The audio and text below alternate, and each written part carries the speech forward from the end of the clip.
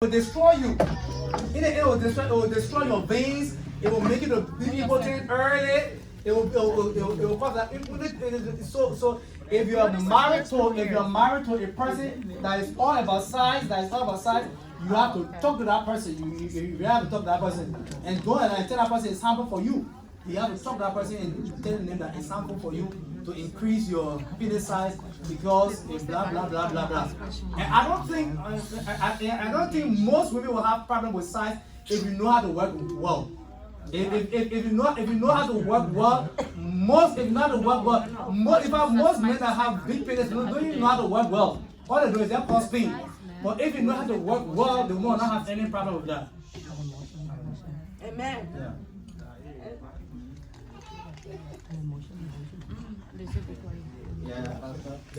Thank you for the teaching. My question I will do is like I'm fasting. Yeah. And my wife is in the mood. If she cook, I'm going to break my fast to 10 First thing, yes, it's good to break your fast and tell your wife. But before you fast, the Bible says before you fast, you should discuss it with your wife. Make her let her agree.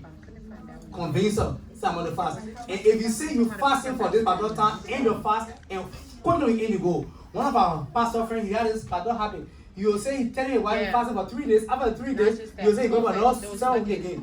So when the pastor, they told his wife, don't worry. Say he don't want to do it. Always come in the room with our clothes. So that's the way he'll stay fast. So because he did 3 days, after 3 days, he said, when you have 7 days, the moment after 7 days, he say, "One go 40 days." He said, "Well, someone I don't think." So they told the woman, say, "Don't worry." So the woman went and took bath. The woman, anytime kind of the woman took bath correctly. The place he's standing praying, we pray the woman like the woman be creamy. Cream of for one, cream of for that didn't go on yes, so he look how he said, "Who the makes the cream?" The woman makes the cream. The fasting and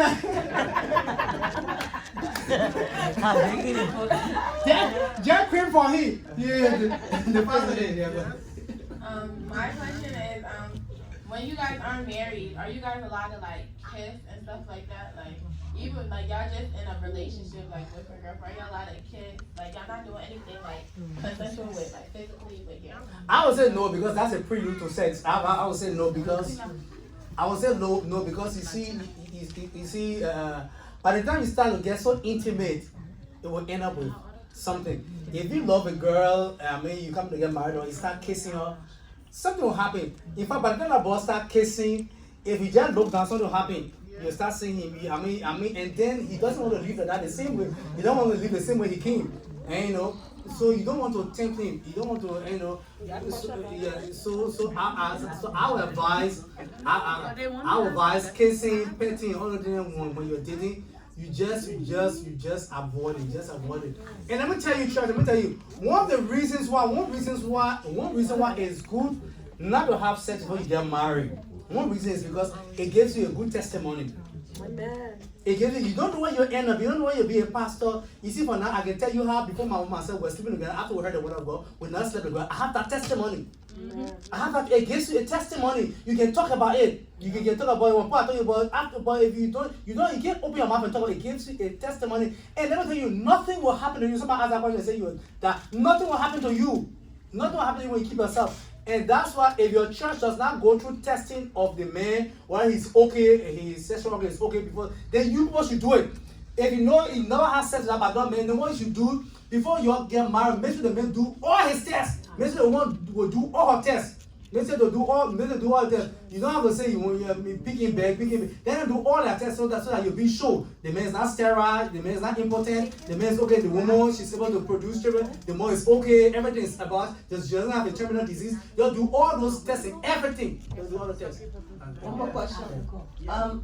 Omar, let those that ask question ask. No, I want to ask my question. Give them a music.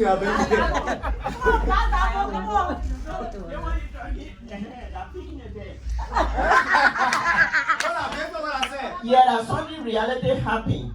A man wanted a woman. The man say, "Oh no, I don't want to do anything until after the marriage, this, that, and they did everything." Something reality happened last year. Married a woman, now they go in the house and say, "Oh me, I don't let it front, I let it back." and the woman don't like it that way. The woman said, yeah, all the time. That's how the man started saying, I don't like the front, I like the back. So the woman, she agreed for the beginning, you know. After 1 month, she started to drain down, until people came in. What made the woman? The woman not say, but she came in, she just worried. Okay, I want to ask a question, Omar. So that's why that man was being very dishonest. He was being, and all of these things I'm saying, all these things I'm saying, they are principles. But while you are doing, especially if you are a single person, and the time will come we talk on being single and how to find your best spouse, and how to get married, blah blah blah. When you have to be very, very prayerful. Y'all listening. You have to be very, very prayerful for God to reveal. You have to be very, very prayerful for God, because people can take advantage of Christians. Yeah. People can take advantage of people that want to live right. And in fact, the people that are terrible, when they want to find good people, they come in the church to destroy lives. Yeah. So you have to be very, very prayerful when you are in a relationship. I told you when I was getting married, and when I planned to get married, even though I knew my wife, I knew her family, my wife to be, I knew she was a good friend of my twin sister. I knew everything about her family, blah, blah. But yesterday I was praying about her. I took her name, I put her name in Proverbs 31. I was praying every day about her for God to reveal who she was to me. Even though she was doing praise and worship, she was a child of God. I knew her parents, I knew we knew each other, but you can't just be 100% sure about human beings. It can't be so. You have to pray for you to see, because once you are practicing the principles of God, God will back you. But you don't have to be ignorant of the devices of the enemy. You have to use wisdom, and it will happen by prayer. You have to be very, very prayerful for God to reveal who you are going to. Whether it's not sheep in wolf clothing. You have to be very, very careful. That guy was a very dishonest person. He was a very dishonest person. And maybe because the lady, and women are very gullible. Gullible. G-U-L-I-B-L. That means they are quite to believe. That's why you find women in church plenty. They couldn't accept anything. Women quite to believe. You can't fool women. So that's why women should be prayerful a lot, because men can easily deceive them. You know what I'm saying? Especially hallelujah. So you wouldn't marry, Yeah, Pastor, necessarily.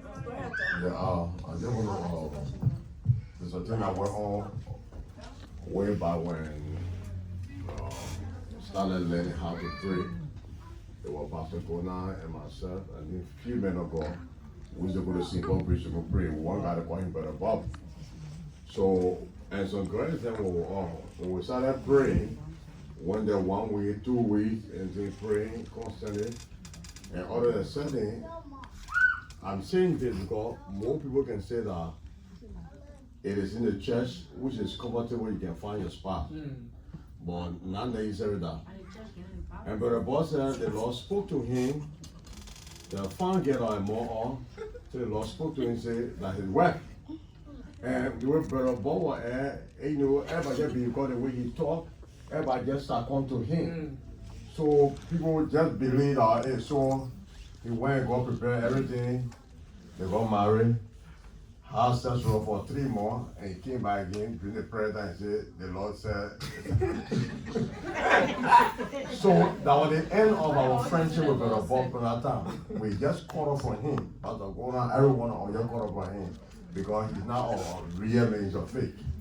Yeah. Yeah, this is happening. Yeah, Pastor, as Pastor Ino saying, like, because like Pastor Ino, he can always say, for instance, if you see the woman or you see the man and you know you want a particular man or you want a particular woman, yeah, she or he already in your heart. So I don't care what people tell you, say, just how you're saying, you can pray for it. You will just say, oh, yeah, that, yeah, I already finished praying, God show it to me. And while other people, you know, seeing it that she's not your wife or she's not your husband, but with you now, you say, oh no, that my husband or that my wife, because you already like finish purposing it in your heart that a particular person I want to be with, that a particular person I want. Yeah, what you're saying is true. That means you don't come to God with a fixed mind. I mean, you can give your plan. God expects us to plan, but He ordered our steps. We plan, but with the Bible, the steps of a righteous man or a woman, they are ordered by God. So you make your plan, but God will order your steps. That means you don't come with a fixed mind. You have to be very flexible. That's what prayer is about. You come with an open mind. So what He tells you, and He give you the grace to change. Yeah, because if Pastor, you know, that's my husband, don't. What Let you me actually, get that to your pastor. No. Well, what you actually trying to say? don't get out, come What you actually trying to We say? can now- reach out for you. Yeah. What you actually saying now? When you're talking to somebody or you and somebody, you're talking and you're trying to get together, Yeah. and that person gets into your heart, and you go say you're going to pray for that person, want to find that person, that husband, your whole being, when they split it, is that man only. Yeah. So the devil will use that in your dream Yes, true. and bring that man, say, Yes, this is your true. husband. Yeah. And that way, the high can also, your heart needs to be very, very clear when you pray for such person, and Yeah. don't go deeper with such a conversation, and then time can you try to pray. You dream about that person, I don't care how you do 6 or 7 times, and you can be convinced that that person is my husband. And when you get married to that person, sure that person can be your husband, but you're already inside. It's true. It will happen. Me, Any other my question? husband, because Yeah. You know. Right? Yeah. So, right,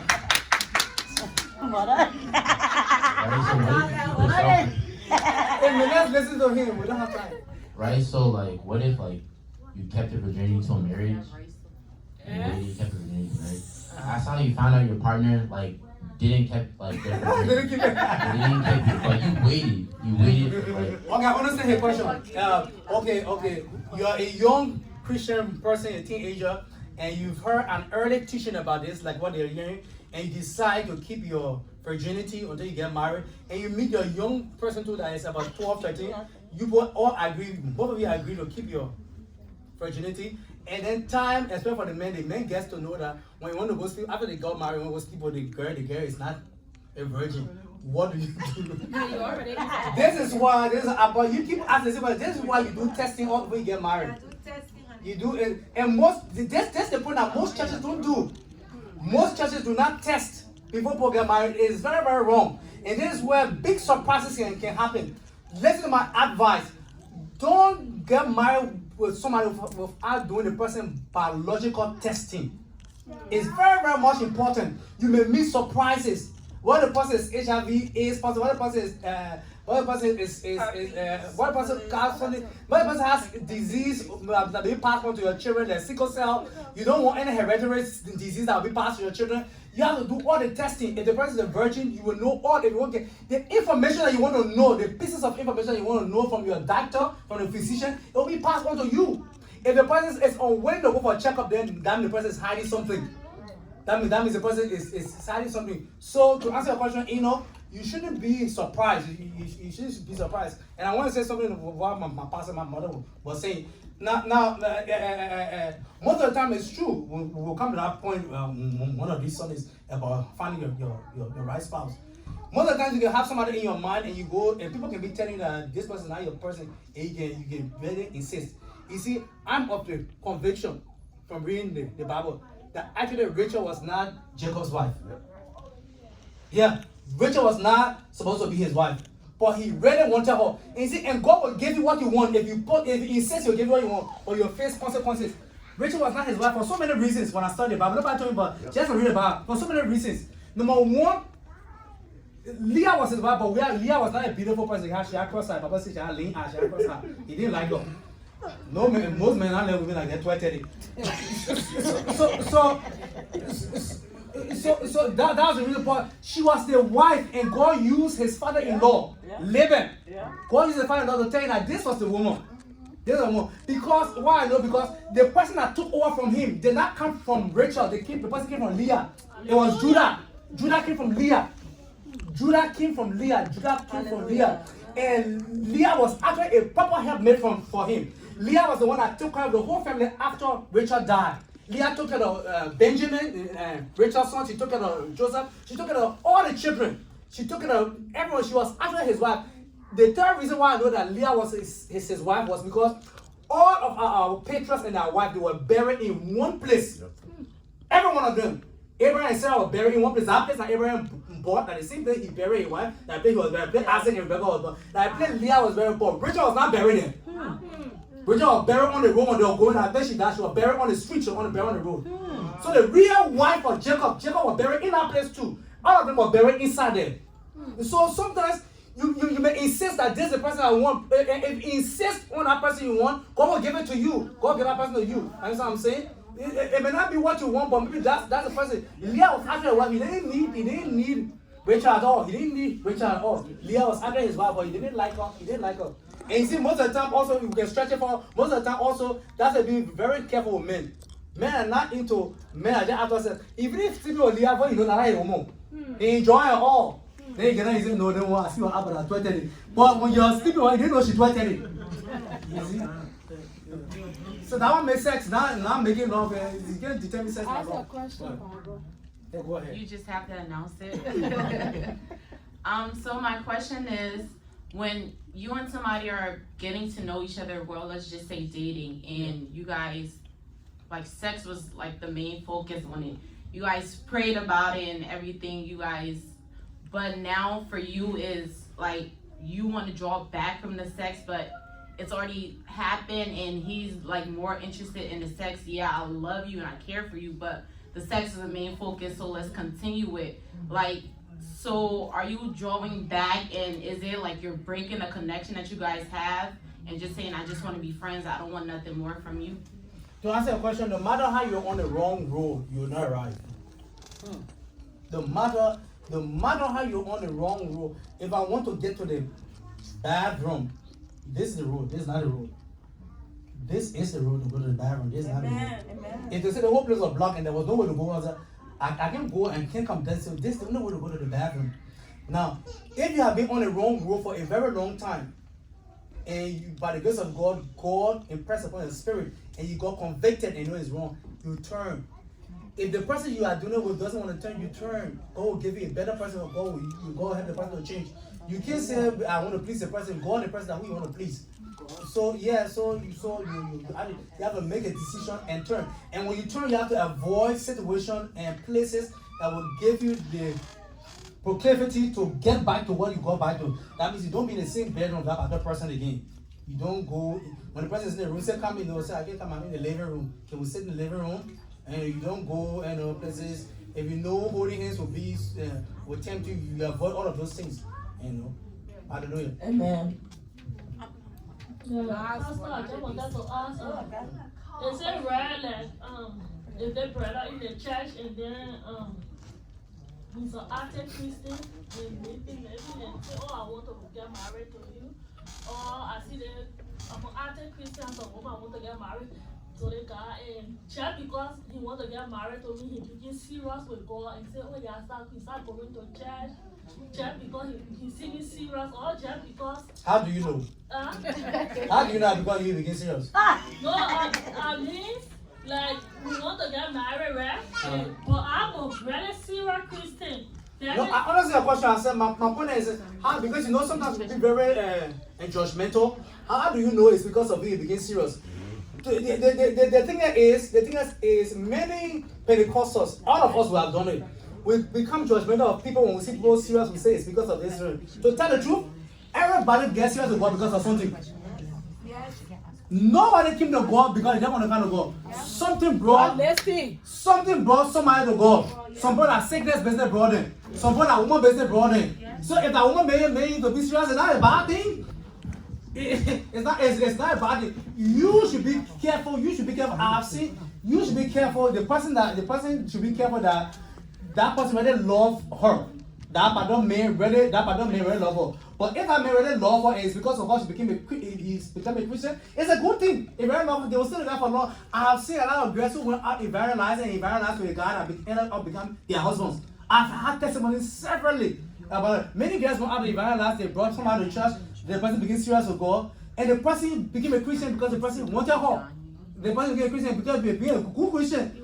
All of us came to Jesus because of something. All of us. Some people came to Jesus because they were poor. All came to Jesus for something cost us to make us to come. But the man, that's why the better life can say win the loss at all costs. So what if that fool man Jesus said I found me because of food, but he didn't drive me. He said, "How can I eat that food? I gave you food. I want you coming." So poking to Jesus because of miracle. They want a miracle. So you can't join and say they want a miracle. But what should they come to Jesus for? Something. Something. But like you said, Pastor, for men, that we should be careful about with the women as a wake-up vessel. Yeah. In case like all or whatever, like you said, we the women we need to be careful because some people they can be deceiving. I know.